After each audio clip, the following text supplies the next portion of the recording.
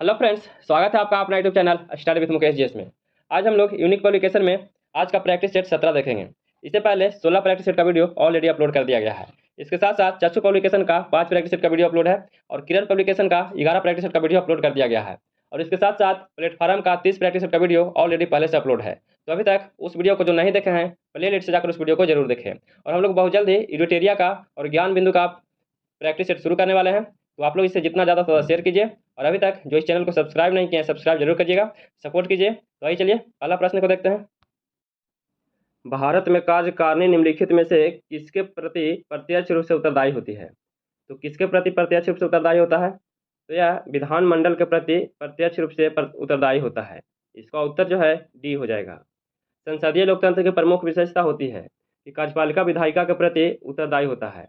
भारत एक संसदीय प्रणाली वाला देश है जहाँ की कार्यकारिणी विधानमंडल के प्रति उत्तरदायी होता है। भारतीय न्यायपालिका एक स्वतंत्र एवं स्वायत्तशासी संगठन है। दूसरा प्रश्न है कि भारत की राष्ट्रीय आय का सबसे बड़ा भाग निम्न में से कौन प्राप्त करता है? तो राष्ट्रीय आय जो है सबसे बड़ा भाग जो है किसका है? तो सबसे बड़ा भाग तृतीयक सेक्टर का है। इसका उत्तर जो है बी हो जाएगा। तीसरा प्रश्न है कि एशिया की छत है, तो एशिया की जो छत है वह पामीर का पठार है। क्या है? पामीर का पठार है। इसका उत्तर जो है ए सही है।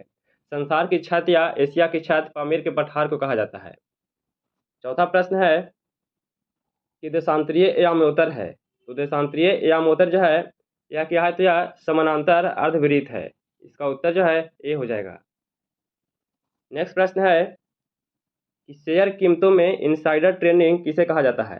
तो इनसाइडर ट्रेडिंग जो है किसे कहा जाता है? तो यह बुलिंग ट्रेंड को कहा जाता है। इसका उत्तर जो है ए सही है। इनसाइडर ट्रेडिंग जिसे समान भाषा में भेदिया ट्रेडिंग भी कहा जाता है। अगला प्रश्न है कि प्रजातंत्र की जड़ें निम्न द्वारा नष्ट की जा सकती है। तो प्रजातंत्र की जड़ें जो है किसके द्वारा नष्ट किया जाता है? तो यह नष्ट जो है आतंकवाद एवं विद्रोह के द्वारा नष्ट किया जाता है। इसका उत्तर जो है बी सही है। 7वां नंबर प्रश्न है कि निम्न में से कहाँ केंद्रीय खाद्य प्रौद्योगिकी अनुसंधान केंद्र स्थित है? Central food technology research institute जो है यह कहाँ स्थित है? तो यह मैसूर में स्थित है। इसकी स्थापना 1950 ईस्वी में किया गया था। इसका उत्तर जो है डी सही है। अगला प्रश्न है कि मुगल गार्डन किस शहर में स्थित है? तो मुगल गार्डन जो है यह कहाँ स्थित है? तो मुगल गार्डन यह नई दिल्ली में स्थित है। इसका उत्तर बी सही है। मुगल साम्राज्य के संस्थापक बाबर या तैमूर ने इसे 4 बाग नाम दिया था। अगला प्रश्न है कि यदि किसी खिलाड़ी को FID रैंक मिलता है तो वह कौन सा खेल खेलता है?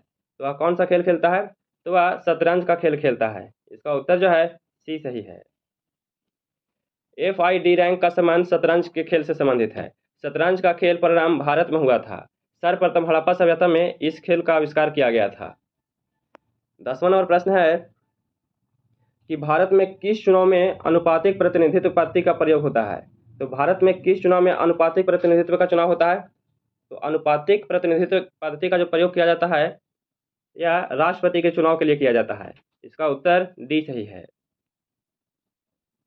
अगला प्रश्न है कि मुगल काल के दौरान एक विदेशी यात्री भारत आया था तथा उसने एक विशेषज्ञ के रूप में तख्ते ताउस मयूर सिंहासन का वर्णन किया था। उसका नाम क्या था? तो तख्ते ताउस या मयूर सिंहासन का जो वर्णन किया था उसका नाम क्या था? तो उसका नाम वप्तिस्ते ट्रेवेनियर था। क्या था? वप्तिस्ते ट्रेवेनियर था। इसका उत्तर जो है सी सही है।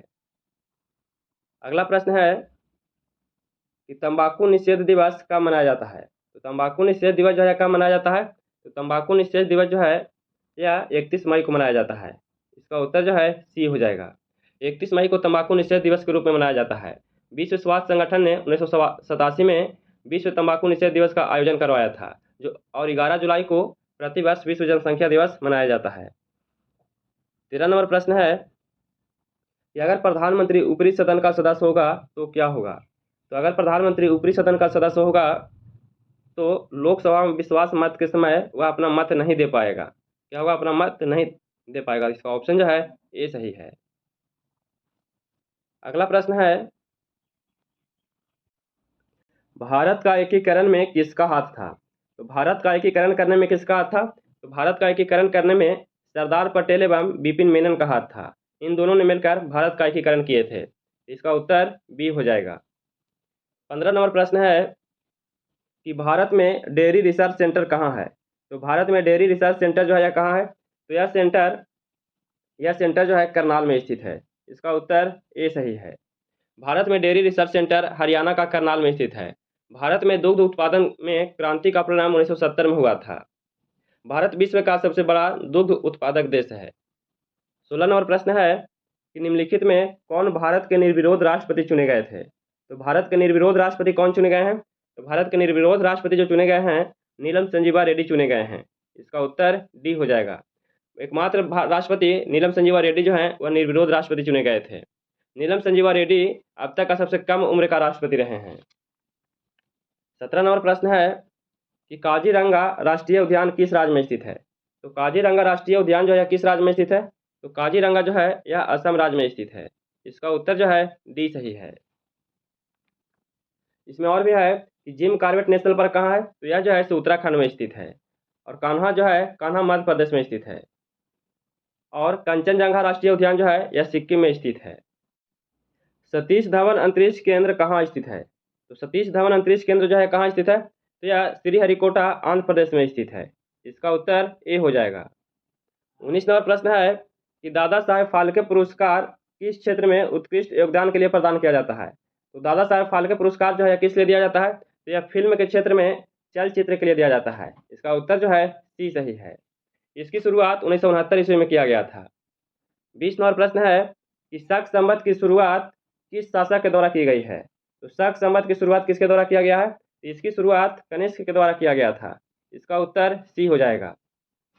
कनिष्क के राज्यारोहण की तिथि 78 ईस्वी से शक संवत की शुरुआत हुई थी।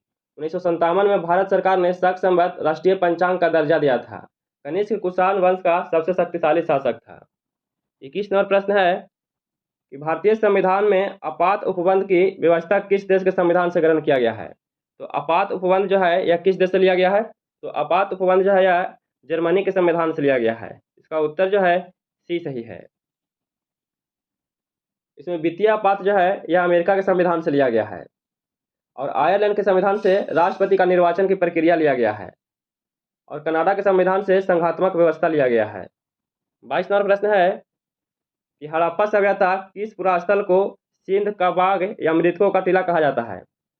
तो हड़प्पा सभ्यता के किस स्थल को सिंध का बाग या मृतकों का टीला कहा जाता है, तो मृतकों का टीला जो है मोहनजोदड़ो कहा जाता है।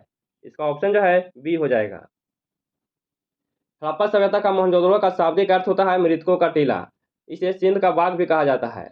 मोहनजोदड़ो को मृतकों का टीला तो कहा जाता है, लेकिन यहाँ से कोई कब्रगाह नहीं मिला है। मोहनजोदड़ो पाकिस्तान का सिंधु नदी के तट पर अवस्थित है। 23 नंबर प्रश्न है कि हर्षवर्धन के समय में बिहार राज्य में कौन सा विश्वविद्यालय प्रसिद्ध था। तो हर्षवर्धन के समय में बिहार राज्य में कौन सा विश्वविद्यालय प्रसिद्ध था, तो बिहार में जो प्रसिद्ध विश्वविद्यालय जो था वह नालंदा विश्वविद्यालय प्रसिद्ध था। इसका उत्तर जो है डी सही है। नेक्स्ट प्रश्न है कि बिहार के किस विद्वान को मैथिली कोकिल कहा जाता है। तो बिहार के किस विद्वान को मैथिली कोकिल कहा जाता है, तो मैथिली कोकिल जो है यह विद्यापति को कहा जाता है। इसका उत्तर जो है सी सही है। नेक्स्ट प्रश्न है कि गोबर गैस में कौन सी गैस होती है। तो गोबर गैस में कौन सी गैस होती है, तो गोबर गैस में जो गैस होती है उसमें मीथेन गैस होता है। इसका उत्तर जो है ए सही है। अगला प्रश्न है फ्लेमिंग के बाएं हाथ के नियम में प्रथम अंगुली क्या दर्शाता है। तो फ्लेमिंग के बाएं हाथ के नियम में प्रथम अंगुली जो है क्या दर्शाता है, तो प्रथम अंगुली जो है यह चुंबकीय क्षेत्र की दिशा को दर्शाता है। इसका उत्तर जो है डी सही है। अगला प्रश्न है कि विद्युत मोटर किस सिद्धांत पर कार्य करता है। तो विद्युत मोटर जो है किस सिद्धांत पर कार्य करता है, तो विद्युत मोटर जो है यह विद्युत चुंबकीय प्रेरण के सिद्धांत पर कार्य करता है। इसका उत्तर ए सही है। 28 नंबर प्रश्न है कि दिया सलाई में किस फास्फोरस का प्रयोग किया जाता है। तो दिया सलाई में किसका प्रयोग किया जाता है, तो इसमें लाल फास्फोरस का प्रयोग किया जाता है। इसका उत्तर बी सही है। अगला प्रश्न है कि न्यूक्लियर पावर प्लांट किस सिद्धांत पर कार्य करता है। तो न्यूक्लियर पावर प्लांट जो है किस सिद्धांत पर कार्य करता है, तो यह न्यूक्लियर फिजन पर कार्य करता है। इसका उत्तर जो है डी सही है। 30 नंबर प्रश्न है कि रॉकेट किस सिद्धांत पर कार्य करता है। तो रॉकेट जो है किस सिद्धांत पर कार्य करता है? तो रॉकेट रेखीय संवेग संरक्षण पर कार्य करता है। इसका उत्तर सी सही है।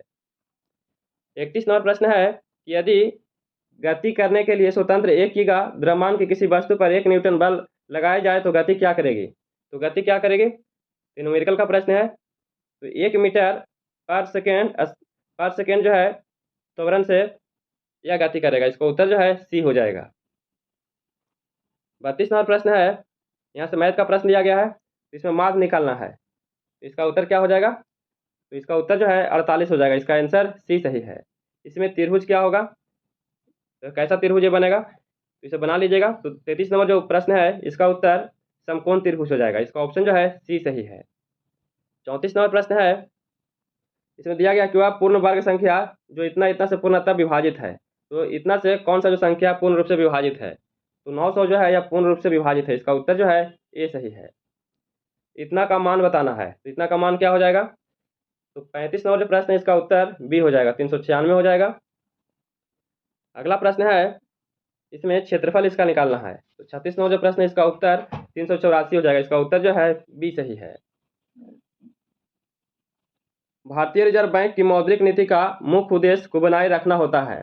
तो भारतीय रिजर्व बैंक की मौद्रिक नीति का मुख्य उद्देश्य बनाए रखना होता है, इसका मूल्य स्थिरता को बनाए रखना होता है। इसका उत्तर जो है डी सही है। भारतीय संविधान में धार्मिक स्वतंत्रता के अधिकार का उद्देश्य क्या है? तो धार्मिक स्वतंत्रता के अधिकार का उद्देश्य क्या है? तो इसका उद्देश्य है धर्मनिरपेक्षता के सिद्धांत को बनाए रखना है। इसका उत्तर जो है बी सही है। नेक्स्ट प्रश्न देखते हैं, दो अस्पा और सी अस्पा पद्धति के प्रवर्तक कौन है? तो दो अस्पा और सी अस्पा के प्रवर्तक जो हैं, इसका प्रवर्तक जहांगीर हैं। इसका उत्तर बी हो जाएगा। अकबर ने मनसबदारी प्रथा को शुरू किया था, जबकि जहांगीर ने मनसबदारों में दो अस्पा और सी अस्पा पद्धति का प्रवर्तक किए थे। 40 नंबर प्रश्न है कि एक भारतीय राज्य का शासक जिसने फ्रांसीसियों के साथ मित्रता किया था वह कौन था? तो फ्रांसीसियों के साथ जो मित्रता किया था वह शासक कौन था? तो वह जो शासक था टीपू सुल्तान था। इसका मृत्यु 1799 ईस्वी में हो गया था। इसका उत्तर डी हो जाएगा। 41 नंबर प्रश्न है कि कम्युनिस्ट इंटरनेशनल के प्रमुख के रूप में सर्वप्रथम कौन भारतीय निर्वाचित हुआ था? तो कौन भारतीय निर्वाचित हुआ था? तो इसके लिए एम एन राय को निर्वाचित किया गया था। इसका उत्तर ए सही है। भारत के साम्यवादी दल के संस्थापक एम एन राय ने 1919 में मैक्सिको में एक रूसी बोल्शेविक क्रांति मिखाइल बोरोडिन के संपर्क में आए थे और कम्युनिस्ट इंटरनेशनल की दूसरी अधिवेशन की अध्यक्षता करने वाले भारतीय बन गए थे। 42 नंबर प्रश्न है कि भारतीय संविधान के अनुसार इंडिया को किस रूप में जाना जाता है? तो भारतीय संविधान के अनुसार इंडिया को किस रूप में जाना जाता है? तो इंडिया को भारत के रूप में जाना जाता है। इसका उत्तर सी हो जाएगा। 43 नंबर प्रश्न है कि परिवहन का सबसे सस्ता साधन क्या है? तो परिवहन का सबसे सस्ता साधन क्या है? तो सबसे सस्ता साधन जो है, सबसे सस्ता जल मार्ग है। इसका उत्तर जो है ए हो जाएगा। वायु मार्ग जो है सबसे महंगा है। वायु मार्ग क्या है? सबसे महंगा है। अगला प्रश्न है कि बिहार में किस तिथि को 1857 की क्रांति का आरंभ हुआ था? तो बिहार में 1857 की क्रांति का कब प्रारंभ हुआ था? तो बिहार में इसका शुरुआत 12 जून 1857 ईस्वी को हुआ था। इसका उत्तर ए हो जाएगा। 1857 की क्रांति का शुरुआत बिहार में 12 जून 1857 को देवघर जिले जो अब झारखंड में है रोहिणी गांव में सैनिकों के विद्रोह से हुआ था। अगला प्रश्न है कि पुस्तक और film the accidental prime minister में मुख्य किरदार कौन था? तो द एक्सीडेंटल प्राइम मिनिस्टर में इसमें मुख्य किरदार कौन था? तो इसमें मुख्य किरदार जो थे मनमोहन सिंह थे। इसका उत्तर ए सही है। 46 नंबर प्रश्न है कि आइसोहार्ट वे रेखाएं हैं जो जोड़ती है। तो आइसोहार्ट जो है वह किसको जोड़ता है? तो आइसोहार्ट जो है यह समवर्षा वाली जगहों को जोड़ता है। इसका उत्तर जो है सी सही है। 47 नंबर प्रश्न है कि मौसमी प्रवचन द्वारा सबसे अधिक अभिलक्षित आर्थिक गतिविधियां हैं। तो सबसे अधिक अभिलक्षित आर्थिक गतिविधियां जो है वह किस क्षेत्र में है? तो सबसे अधिक यायावरीय झुंड में है। किसमें है? यायावरीय झुंड में है। इसका उत्तर जो है डी सही है। 48 नंबर प्रश्न है कि भारत में उपनिवेश विरोधी आंदोलन के बढ़ने का परिणाम था। तो भारत में उपनिवेश विरोधी आंदोलन के बढ़ने का परिणाम क्या था? तो इसका परिणाम था एकता का। इसका एकता का परिणाम था। इसका ऑप्शन जो है डी हो जाएगा। 49 नंबर प्रश्न है कि भारत में सभी औद्योगिक उत्पादकों के लिए गुणवत्ता का प्रतीक क्या है?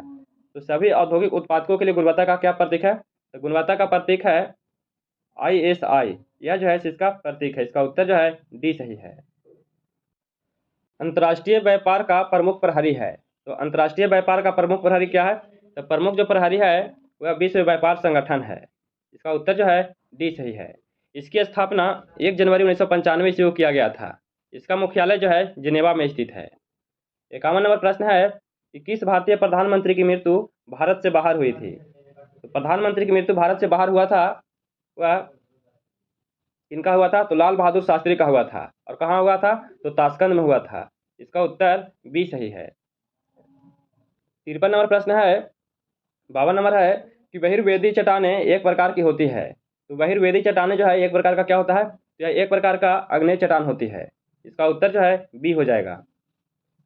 नेक्स्ट प्रश्न है कि भारत के केंद्र शासित प्रदेशों का गठन इसलिए किया गया क्योंकि वे हैं। तो क्यों किया गया था? तो भारत में केंद्र शासित प्रदेशों का गठन इसलिए किया गया क्योंकि राज्य बनने के लिए बहुत छोटे प्रांत हैं, इसीलिए किया गया था। तो इसका उत्तर जो है बी सही है। अगला प्रश्न है कि निम्न में कालिदास की कौन सी कृति एक नाटक नहीं है? कालिदास के द्वारा जो लिखा गया है इनमें से कौन सा एक नाटक नहीं है? तो इसमें अभिज्ञान शकुंतलम, यह तो नाटक है। विक्रमोर्वशीयम, ये भी नाटक है। मालविका गिनमित्रम, ये भी नाटक है। मेघदूतम जो है यह नाटक नहीं है। इसका उत्तर जो है बी हो जाएगा। अयोध्या पहाड़ किस राज्य में स्थित है? तो अयोध्या पहाड़ जो है कहाँ स्थित है? तो यह पश्चिम बंगाल के पुरुलिया जिला में स्थित है। इसका उत्तर डी हो जाएगा। 56 नंबर प्रश्न है कि भारत में वित्त आयोग का गठन संविधान के अनुच्छेद 280 के तहत किसके द्वारा किया जाता है? तो अनुच्छेद 280 के तहत किसके द्वारा किया जाता है? तो यह राष्ट्रपति के द्वारा किया जाता है। इसका उत्तर जो है ए सही है। नेक्स्ट प्रश्न है कि बंगाल में सरकार की दोहरी प्रणाली किसके दिमाग की उपज थी? तो दोहरी प्रणाली जो है किसका उपज था? तो यह लॉर्ड क्लाइव के द्वारा लाया गया था। इसका उत्तर जो है सी सही है। 58 नंबर प्रश्न है कि हमारे संविधान की उद्देशिका में नहीं है। तो हमारे संविधान की उद्देशिका में क्या नहीं है? तो इसमें सामाजिक स्थिति की समानता ये शामिल है, भाईचारा ये भी शामिल है, न्याय ये भी शामिल है। इसे वयस्क मताधिकार जो है यह शामिल नहीं किया गया है। इसका उत्तर जो है बी गलत हो जाएगा। अगला प्रश्न है कि भारत का संविधान, तो भारत का संविधान क्या है? तो भारत का संविधान सीमित क्षेत्र न्यायिक पुनर्वलोकन का क्या है? प्रावधान करता है। न्यायिक पुनर्वलोकन का क्या करता है? प्रावधान करता है। तो इसका उत्तर जो है डी हो जाएगा। नेक्स्ट प्रश्न है कि बिहार के मुजफ्फरपुर में होमरू लीग की स्थापना किसके द्वारा की गई थी? तो होमरू लीग की स्थापना जो है मुजफ्फरपुर में किसके द्वारा किया गया था? तो यह जनकधारी सिंह के द्वारा किया गया था। इसका उत्तर जो है बी सही है। बिहार में होमरू लीग की स्थापना 16 दिसंबर 1916 ईस्वी को पटना में मौलाना मजरुल हक की अध्यक्षता में किया गया था। 61 नंबर प्रश्न है कि भारतीय संविधान में उल्लेखित मूल कर्तव्यों की संख्या कितनी है? तो मूल कर्तव्यों की संख्या वर्तमान में कितनी है? तो वर्तमान में 11 है। इसका उत्तर जो है डी सही है। इसमें और प्रश्न है कि मूलतः संविधान में नागरिकों के मूल कर्तव्यों का कोई उल्लेख नहीं था, लेकिन स्वर्ण समिति की रिपोर्ट पर 42वां संविधान संशोधन 1976 के द्वारा संविधान के भाग 4 का तथा अनुच्छेद का को जोड़कर 10 मूल कर्तव्यों को जोड़ा गया था। इसके फिर बाद 86वें संविधान संशोधन 2002 के द्वारा 51 का में 11वां मौलिक कर्तव्य को जोड़ दिया गया था। पूर्व सोवियत संघ के अतिरिक्त विश्व में किसी भी संविधान में मूल कर्तव्य का उल्लेख नहीं किया गया है। 62 नंबर प्रश्न है निम्न में कौन सा उद्योग चूना पत्थर को कच्चे माल के रूप में प्रयुक्त करता है?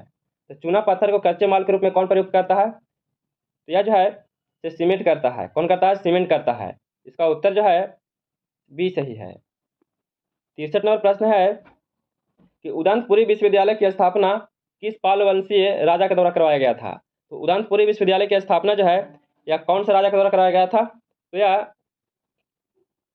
जो है सो गोपाल के द्वारा करवाया गया था। इसका उत्तर जो है डी सही है। बिहार शरीफ में उदंतपुरी विश्वविद्यालय की स्थापना पाल वंशीय शासक गोपाल के द्वारा करवाया गया था। 64 नंबर प्रश्न है कि विक्रमशिला विश्वविद्यालय का संस्थापक कौन था? तो विक्रमशिला विश्वविद्यालय के संस्थापक कौन थे? तो इसका संस्थापक धर्मपाल थे। इसका उत्तर जो है ए सही है। 65 नंबर प्रश्न है कि 2011 के जनगणना के अनुसार भारत की जनसंख्या विश्व की जनसंख्या का लगभग कितना परसेंट है? तो विश्व की जनसंख्या का लगभग कितना परसेंट है? तो भारत की जनसंख्या जो है विश्व की जनसंख्या का 17.5% है। इसका उत्तर सी सही है। 66 नंबर प्रश्न है कि maastricht संधि का उद्देश्य क्या था? तो maastricht संधि का उद्देश्य क्या था? तो इसका उद्देश्य था यूरोप का एकीकरण करना। क्या था? यूरोप का एकीकरण करना। इसका उत्तर जो है बी सही है।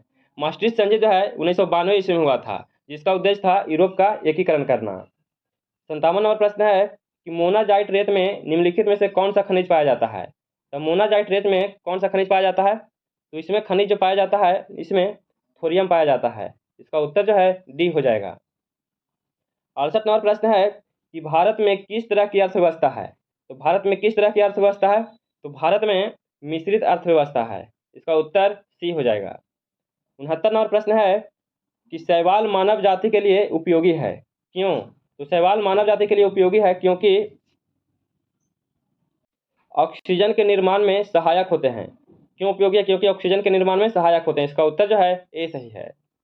70 नंबर प्रश्न है कि अम्लीय एवं क्षारीय तत्वों के निर्धारण के लिए हमने लिटमस पत्र अथवा का उपयोग कर सकते हैं। तो लिटमस पत्र में और किसका उपयोग कर सकते हैं? तो इसके लिए लिटमस पत्र और हल्दी का उपयोग कर सकते हैं। इसका उत्तर जो है डी सही है। वॉशिंग सोडा निम्नलिखित में से क्या है? तो वॉशिंग सोडा जो है क्या है? तो यह हाइड्रेट सोडियम कार्बोनेट है। क्या है? हाइड्रेट सोडियम कार्बोनेट है। इसका उत्तर बी सही है। 72 नंबर प्रश्न है कि स्थलीय पारिस्थितिकी में हरे पेड़ पौधे सूर्य के प्रकाश की ऊर्जा का लगभग कितना % ग्रहण करते हैं? तो सूर्य के प्रकाश की ऊर्जा का लगभग कितना % ग्रहण करते हैं? तो यह 1% को ग्रहण करते हैं। इसका उत्तर डी सही है। 73 नंबर प्रश्न है कि निर्जन वन प्रांतों में उगने वाले बिच्छू बुट्टी के पौधे अपने सुरक्षा के लिए किसका उपयोग करते हैं? तो बिच्छू बुट्टी के लिए अपने सुरक्षा के लिए किसका उपयोग करते हैं? तो अपने सुरक्षा के लिए रोए का उपयोग करते हैं। किसका? रोए का करते हैं। इसका उत्तर डी सही है।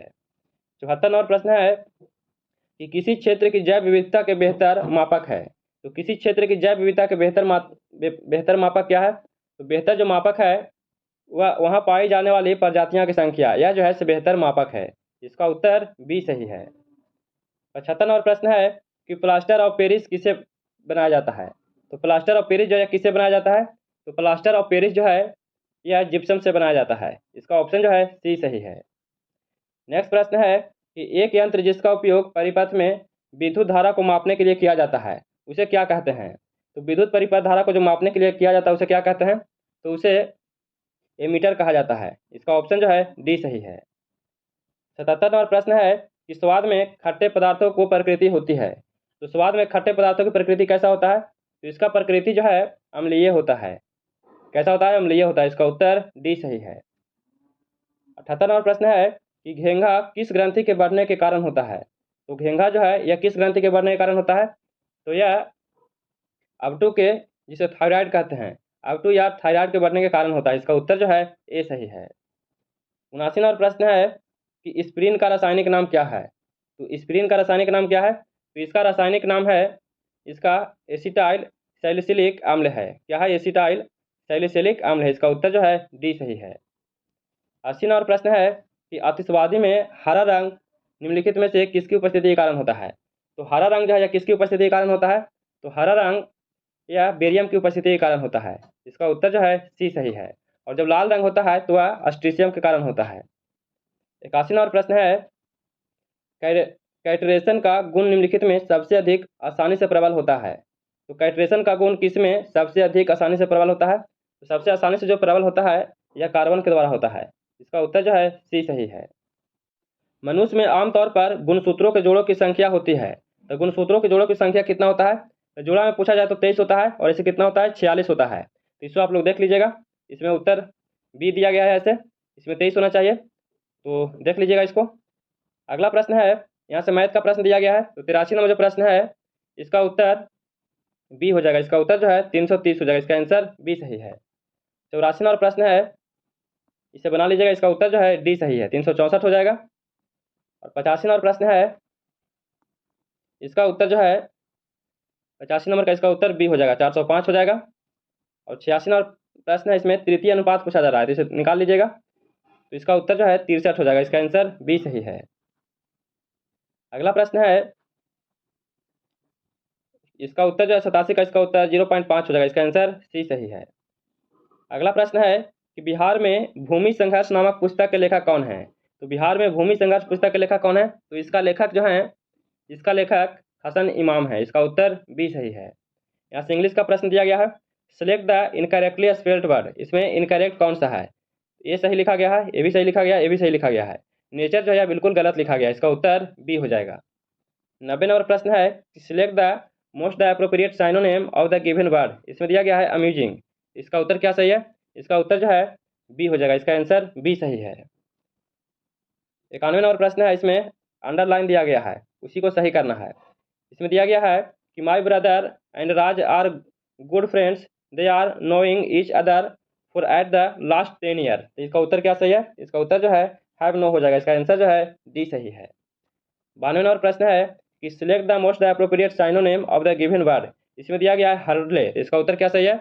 इसका उत्तर जो है ऑब्स्ट्रेकल हो जाएगा, इसका उत्तर जो है ए सही है। यहाँ से हिंदी का प्रश्न दिया गया है, इसमें जो अंडरलाइन है उसे सही करना है। हम 10वीं कक्षा के छात्र आपको निवेदन करते हैं, तो आपको नहीं होगा, यहाँ पे जो है से आपसे निवेदन करते हैं, तो क्या हो जाएगा? आपसे निवेदन करते हैं, इसका उत्तर जो है डी हो जाएगा। 94 नंबर प्रश्न है कि उस विकल्प का चयन करिए जो मुहावरे का सही अर्थ व्यक्त करता है। इसमें दिया गया है हथेली पर सरसों का तेल उगाना, तो हथेली पर सरसों का तेल उगाना इसका क्या अर्थ हो जाएगा? तो असंभव काम को संभव करना, इसका उत्तर बी सही है। 95 नंबर प्रश्न है कि उस विकल्प का चयन करें जो निम्न मुहावरे का सही अर्थ व्यक्त करता है। इसमें दिया गया है कि फूल झड़ना, तो फूल झड़ना इसका क्या हो जाएगा? तो इसमें प्रिय वचन बोलना हो जाएगा, इसका उत्तर ए सही है। 96 नंबर प्रश्न है, इसमें अंडरलाइन जो दिया गया है उसे सही करना है।